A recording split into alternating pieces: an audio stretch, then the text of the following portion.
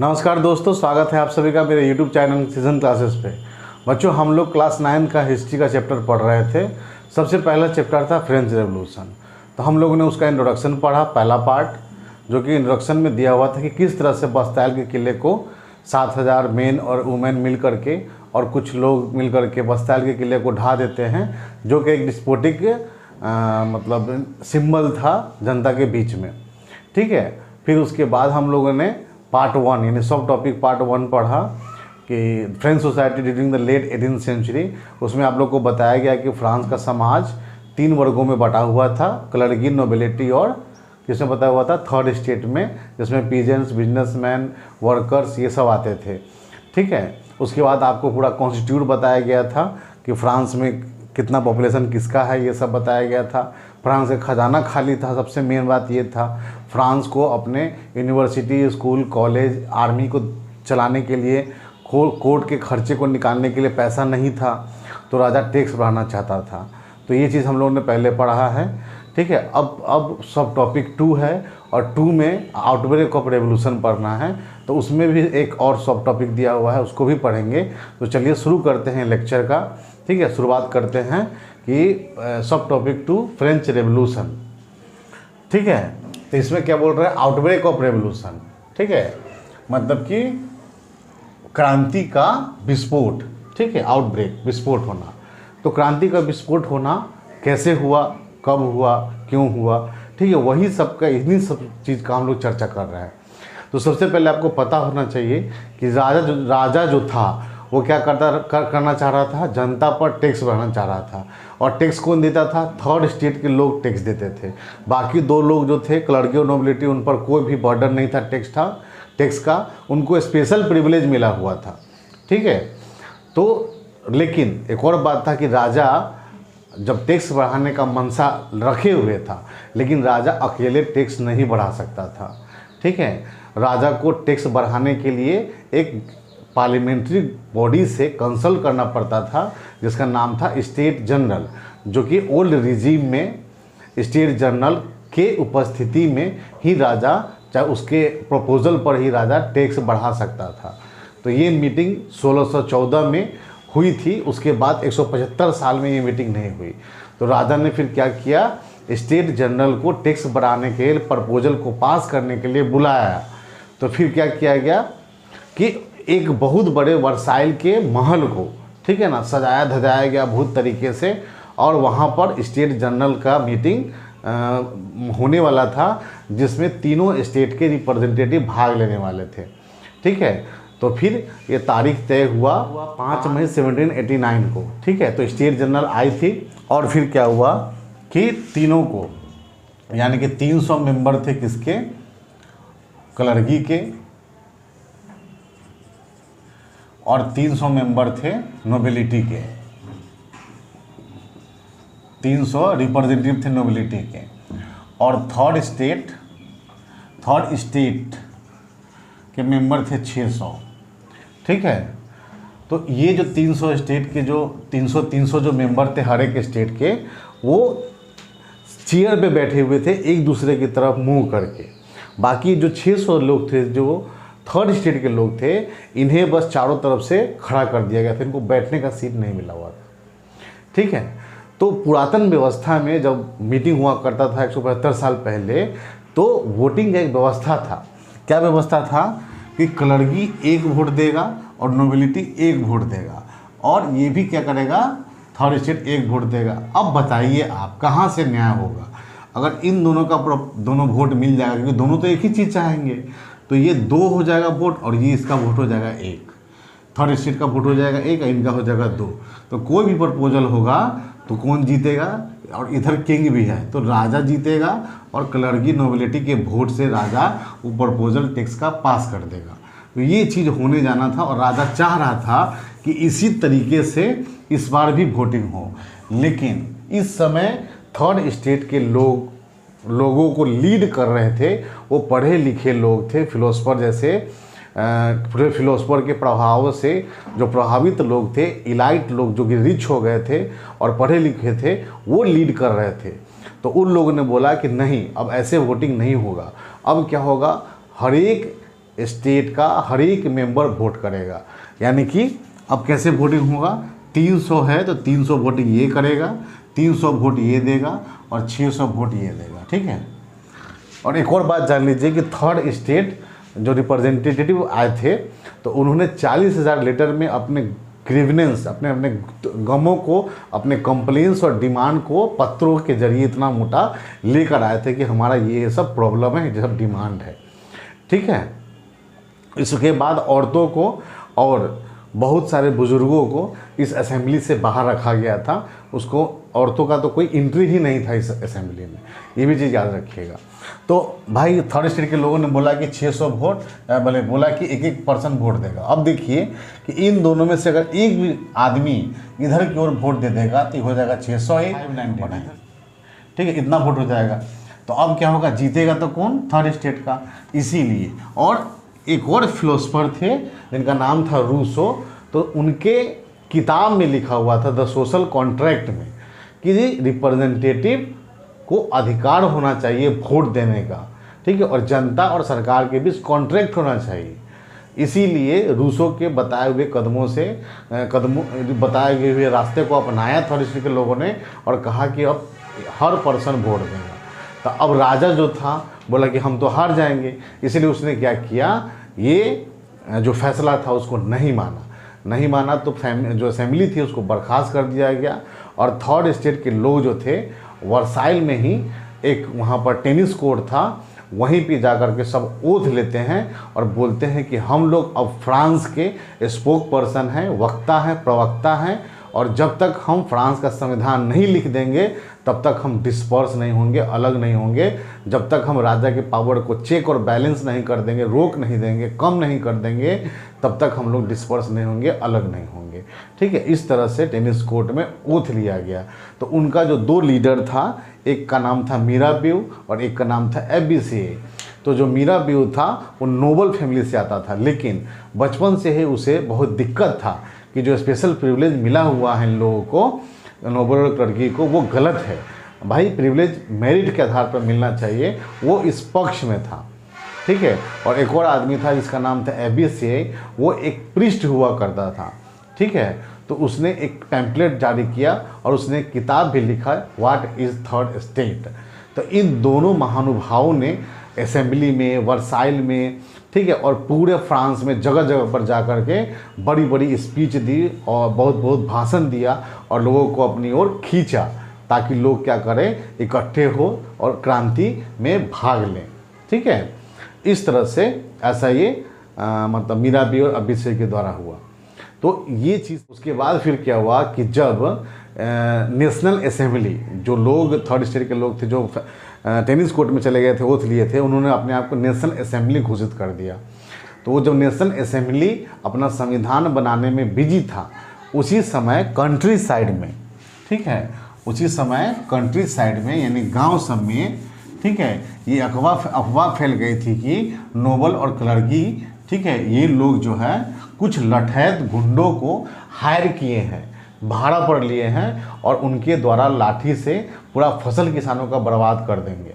तो ये चीज़ सुन करके जो किसान थे, जो भी पीजेंट्स थे, उन लोगों ने क्या किया, जो मैनोर का जो सामंत होता है और जो लॉर्ड होता है और चैट्यूक्स होता है, जो बड़ा बड़ा बिल्डिंग में, महलों में रहता है, उन सबों को मतलब घरों को घेर लिया, ठीक है, और अपने घर से अपना कुदाल, पिचफोर्क जो उनको मिला घर में, उससे वो क्या करने लगे, इन लोगों पर, नोबल क्लर्की इस सब पर क्या करने लगे, हमला करने लगे, ठीक है। बोले कि हमारा फसल तुम बर्बाद करोगे, हम तुमको नहीं छोड़ेंगे, ठीक है। और जितना भी, और ये जो लोग थे नोबल और क्लर्की के लोग, ठीक है, तो उस समय ये लोग क्या कर रखे थे, जो अनाज था उस समय हुआ क्या था कि अकाल पड़ गया था, बैड हार्वेस्ट हुआ था, विंटर बहुत हार्श था 1789 और 1788 में, तो फसल हुआ नहीं। और जो भी फसल हुआ तो इन लोगों ने क्या रखा था, उसको होर्डिंग कर रखा था, यानी जमाखोरी कर रखा था। तो किसानों ने ये सब देखा तो फिर उसको उनके मैनोर और चैटूस के घरों में जा कर के, लॉर्ड के घरों में जा कर के लूटमारी किया। और जो मैनोरल ड्यूज़ था, ठीक है, जो कागज़ पत्तर था जिस पर ब्याज वाज और पैसा जो लेन देन होता था वो लिखा हो रहता था, वो सारा कागजात जला दिया। बहुत सारे जो एरिस्टोक्रेसी के लोग हैं, नोबल लॉर्ड, ये सब एक ही है। जो इलाइट लोग होते हैं, एरिस्टोक्रेसी, नोबल, उच्च वर्ग के लोग होते हैं, ये सब जो थे अपने देश छोड़ करके भागने लगे। ठीक है। अब इसी समय अब ये अफवाह फैल गई थी कि इतना अगर किसानों ने किया, लोगों को भगाया, तो नोबल क्लर्की राजा के पास पहुंचा और राजा जो था उसने कह दिया कि अब हम जनता पर ओपन फायर करेंगे। और यही ओपन फायर हम शुरुआत में पढ़े थे कि लोग पेरिस के एक शहर में टाउन हॉल के सामने 7,000 मेन और वुमेन इकट्ठे हो गए थे। ठीक है। ये अफवाह सुन करके कि राजा हम पर गोली चलाएगा, जो पहले वाले पार्ट में इंट्रोडक्शन में मैंने बताया था। तो ये कहानी यहाँ पर रिलेट होती है। ठीक है। तो 1789 की एक घटना है। ठीक है। तो आउटब्रेक ऑफ रिवॉल्यूशन आपको समझ में आया किस तरह से हुआ। अच्छा, एक और चीज़ याद रखिए कि उस समय रोटी का दाम इतना ज़्यादा बढ़ गया था, ब्रेड का, रोटी ब्रेड हो, जो भी हो, इसेंशियल चीज़ हो, तो औरतें लंबी लंबी लाइन लगा के रखती थी, लेकिन उनको ब्रेड नहीं मिलता था क्योंकि लोगों ने जमाखोरी कर रखा था। तो औरतों ने क्या किया, दुकानों में रेड कर दिया, दुकानों को लूट लिया।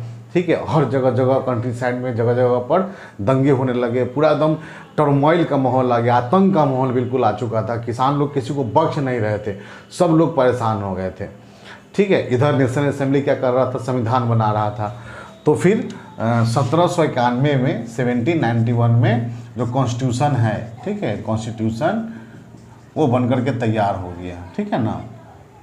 तो फिर क्या किया गया, 4 अगस्त 1791, ठीक है, इस दिन को क्या किया, राजा ने नेशनल असेंबली का जो कॉन्स्टिट्यूशन है उसको एक्सेप्ट किया। बोला कि ठीक है, अब इतना सारा दंगा हो रहा है, इतना सारा लोग मारे जा रहे हैं, तो इसलिए हम अब आपको एक्सेप्ट करते हैं। ठीक है। जब एक्सेप्ट कर लिया तो फेडरल सिस्टम को ख़त्म कर दिया गया। चर्च का जो ज़मीन था वो कॉन्फिस्केट कर लिया गया, यानी कब्जा कर लिया गया, जिससे कि 2 बिलियन लीवर का सरकार को फ़ायदा हुआ। ठीक है। उसके बाद जो टीथे जो कर लगता था उस कर को भी ख़त्म कर दिया गया, और नोबेलिटी का और क्लर्की का जो स्पेशल प्रिविलेज मिला हुआ था वो प्रिविलेज भी ख़त्म कर दिया गया। ठीक है। तो कॉन्स्टिट्यूशन लागू हो गया, नेशनल असेंबली ने कॉन्स्टिट्यूशन बना दिया और वो लागू हो गया, राजा ने उसको फिर एक्सेप्ट भी कर लिया। ठीक है। इतनी घटना हुई। का outbreak of revolution 2.1 French become constitutional monarchy. ठीक है। तो राजा को मारा नहीं गया, हटाया नहीं गया, संविधान भी है और राजा भी है। तो संविधान भी है और राजा भी है, तो दोनों को मिला के जो बना वो कॉन्स्टिट्यूशनल मोनार्की बना। ठीक है। तो अब कॉन्स्टिट्यूशनल मोनार्की बना, तो ये जो कॉन्स्टिट्यूशनल मोनार्की का जो स्ट्रक्चर है वो स्ट्रक्चर कैसा था वो हम समझाते हैं आपको। कैसे जो थे वहाँ पर चुनाव होता था। सबसे पहले तो लोगों को 2 भाग में बांटा गया। एक लोग को रखा गया एक्टिव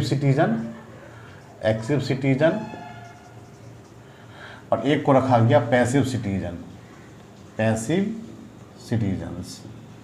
ठीक है। एक्टिव सिटीजन्स कौन थे, जो 25 साल से एबव थे और जो 3 दिन का जो वेजेस होता है उतना टैक्स देते थे, वो एक्टिव सिटीजन्स है। यानी कि 3 दिन का जो वेजेस होता है किसी भी मजदूर का, उतना अगर टैक्स दे रहे हैं तो वो एक्टिव सिटीजन है। ठीक है। बाकी जो लोग हैं वो सब किस में रखा गया, पैसिव सिटीजन। औरतों को भी इसमें रखा गया पैसिव सिटीजन में, और वैसे लोगों को जो टैक्स नहीं पे करते थे उनको भी रखा गया। ठीक है। तो और पैसिव सिटीजन वाले लोग चुनाव में भाग नहीं लेंगे, एक्टिव सिटीजन वाले चुनाव में भाग लेंगे, और ये चुनाव करेंगे, मतलब इलेक्ट करेंगे। तो ये क्या करेंगे, 50,000, ठीक है, इलेक्टर्स को चुनेंगे। ठीक है। ये जो एक्टिव सिटीजन के लोग हैं वो 50,000 इलेक्टर्स को चुनेंगे, और ये 50,000 इलेक्टर 745 को क्या चुनेगा, मेंबर को चुनेगा, जो क्या बनाएंगे, नेशनल असेंबली बनाएंगे। ठीक है। 745, और ये क्या बनाएंगे, नेशनल असेंबली बनाएंगे। और यहाँ पर फिर रहेगा कौन, मोनार्क। ठीक है। तो मोनार्क के पास और नेशनल असेंबली के पास, दोनों के पास क्या होगा, वीटो पावर होगा।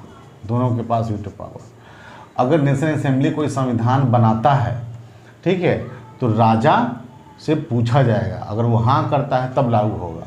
अगर राजा कुछ करेगा तो उसको नेशनल असेंबली का परमिशन लेना पड़ेगा, ये जब ओके बोलेगा तब वो चीज़ लागू होगा। यानी कि राजा के पावर को क्या कर दिया गया, चेक कर दिया गया, रोक दिया गया। ठीक है, इसको एब्सोल्यूट जो था पहले ये निरंकुश था, उस पर अंकुश लगाया गया। तो 50,000 इलेक्टर 745 मेंबर को नेशनल असेंबली के मेंबर को चुनते थे और वो लोग ही क्या करते थे, कॉन्स्टिट्यूशन का निर्माण किए और उन्होंने क्या किया, देश का संविधान बनाया। ठीक है, और यही लोग चला रहे थे। तो इस तरह से था कॉन्स्टिट्यूशनल मोनार्की। और और एक और चीज़ था, ये जो एक्टिव सिटीजन के लोग थे यही क्या करते थे, वोट दे करके जज को चुनते थे। ठीक है, डायरेक्ट जज को चुनते थे। तो जज पर से भी राजा का क्या हो गया, कंट्रोल हट गया। ठीक है, अब राजा का कंट्रोल हट गया, अब जज भी क्या करेगा, अब जनता की सुनेगा और जनता के पक्ष में निर्णय लेगा, राजा से प्रभावित नहीं रहेगा, इंडिपेंडेंट हो जाएगा। ठीक है, इस तरह देखिए ये नेशनल असेंबली हो गया लेजिस्लेटिव। ठीक है ना, उसके बाद मोनार्क और लेजिस्लेटिव असेंबली का जो मेंबर सब है, अब 745 में से भी कुछ चुने जाएंगे 5-10 वो लोग, और मोनार्क लोग, ये हो गया एग्जीक्यूटिव। ठीक है, और ये जो जज चुने गए वो हो गया जुडिशरी। तो भाई किसने कहा था ऐसा, मोंटेस्क्यू ने कहा था कि जॉन लॉक ने कहा था कि भाई पावर का जो डिवीज़न है वो 3 अंगों में होना चाहिए, लेजिस्लेटिव, जुडिशरी और एग्जीक्यूटिव।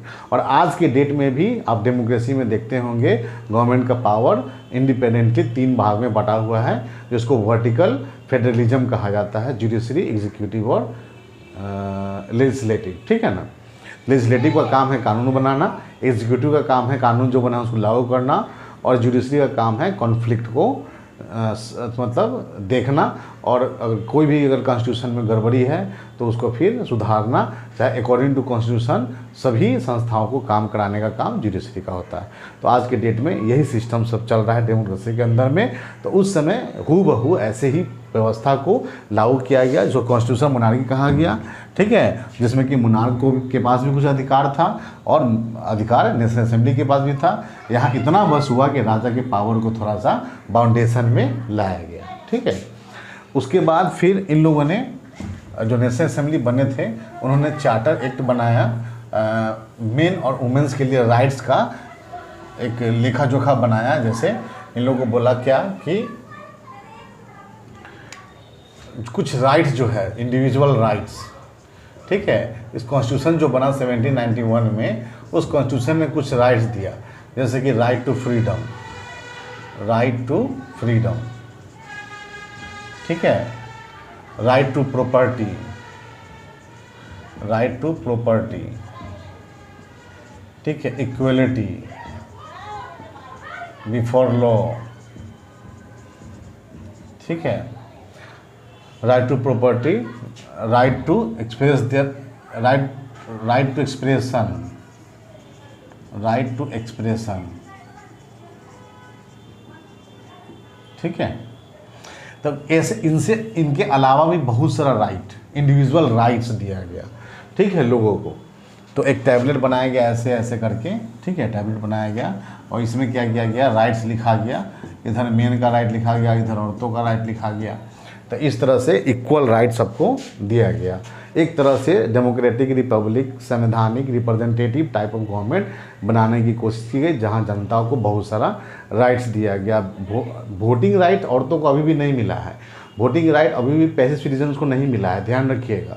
ऐसा नहीं कि पूरा टोटल चेंज हो गया, पूरी क्रांति संपूर्ण हो गई, ऐसा भी नहीं हुआ है, अभी बहुत कुछ बाकी भी है, अभी और कुछ चेंज होगा, ठीक है। तो इतना आपको जो है सब टॉपिक 2 में दिया हुआ था, ठीक है। उसके बाद कुछ सिंबल्स है, तो सिंबल्स के बारे में हम लोग पढ़ते हैं, ठीक है।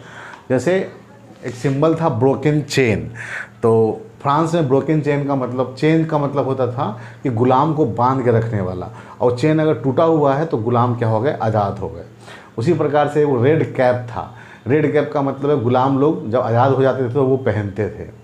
एक स्नेक जो था वो अपना टेल काट रहा था, मतलब फ्रांस का जो भी पॉलिटिकल जो मतलब स्टेटस है उसको दिखाने के लिए उस को दिखाया गया। उसके बाद ट्रेंगल के अंदर एक आँख था जो एनलाइटमेंट का प्रतीक था। विंग्स वाला एक लेडीज, पंखों वाली एक लेडी थी जो लॉ को पर्सनफाई करती थी। और रेड, ठीक है, ये झंडा मतलब वहाँ का फ्रांस का झंडे का कलर था। उसके बाद रॉड्स था जो कि ग्रुप में था, जो यूनिटी को दिखाता था। एक एक्सकेप्टर था जो बताता था कि ये रॉयल पावर का सिंबल है। ठीक है, इस तरह से बहुत सारे सिंबलों का प्रयोग किया जाता था। आगे चल के क्लास 10 में पढ़ेंगे। ठीक है, to represent, to personify any non living things with the help of living things is known as allegory. ठीक, अब यहाँ जो टॉपिक 2 है, सब टॉपिक, वो जो सब टॉपिक जो है वो ख़त्म होता है। अब हम लोग जो सब टॉपिक 3 है वो पूरा 3 जो है एक बार में ही ख़त्म करेंगे, जैसे 2 को ख़त्म किया गया है। अब इसमें से कुछ चीज़ जो हो सकता है, कुछ छूट गया हो, तो आप लोग को एक बार क्या करना है, एनसीईआरटी का लाइन बाय लाइन रीडिंग करना है। ठीक है, और मेरा लेक्चर को कान में डाल करके हेडफोन आराम से सुनना है, 2 बार सुनना है ताकि पूरी बात समझ में आ जाए। मैंने एक कहानी की तरह आपको बताया है जो हमेशा याद रहे। ठीक है, मैंने बोर्ड पे बहुत सारा चीज़ नोट्स की तरह लिख करके नहीं बताया है। बस कान में हेडफोन लगा के मेरा बात सुनिएगा भी तो आपको पूरा जो कहानी के रूप में समझ में आ जाएगा। और क्वेश्चन कहीं से भी आएगा, आपको कोई क्वेश्चन जो है बच्चों, यहाँ जो था आपका जो है पार्ट 2 जो है ख़त्म होता है। उसके बाद फिर हम लोग पार्ट 3 में दोबारा मिलते हैं। तब तक अपना फीडबैक ज़रूर दीजिएगा वीडियो के कमेंट में, ताकि मैं समझ सकूँ कि मेरे में क्या कमी है, उसको सुधार करके आपके सामने दोबारा पुनः उपस्थित हो सकूं। ठीक है, so thank you so much video देखने के लिए, बहुत बहुत धन्यवाद। जय हिंद, जय भारत।